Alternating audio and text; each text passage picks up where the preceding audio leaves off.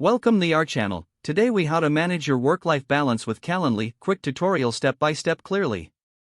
To begin, open your web browser and navigate to the Calendly website. Log in to your account using your credentials. Once you're logged in, familiarize yourself with the dashboard. Identify the Event Types section on the left side of the screen. Click on Event Types to view your available scheduling options. To create a new event type, locate the Create button and click it. Choose the type of event you want to set up based on your needs. Fill in the event details, including the title, location, and description. Set your availability by selecting days and times when you can meet. Keep your work hours in mind to ensure a healthy balance. If necessary, adjust the duration of the event to fit your schedule. You can also set buffer times between meetings to avoid back-to-back sessions. Next, customize the notification settings to remind yourself of upcoming appointments. Once all details are filled in, click on the Save and Close button. Now, your new event type will be visible under Event Types.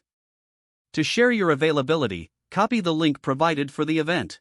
You can share this link via email or embed it on your website.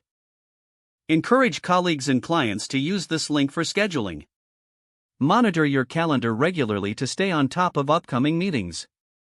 Consider setting specific blocks of time for focused work without interruptions. This will reinforce your work-life balance while utilizing Calendly effectively. Review your scheduled events weekly to ensure they align with your goals. By managing your time wisely with Calendly, you can achieve a better work-life balance. If the page does not load, refresh the browser or try again in a private or incognito window. Make sure you are using the correct email address, then retype it carefully to avoid small typos. If your password is not accepted, use the reset option and create a new strong password you can remember. Check your spam folder for verification or security emails, then complete any requested confirmation steps. Enable two-factor authentication if available to improve account security and reduce unauthorized access risk. After signing in, review your profile details so your contact information and settings are accurate and current.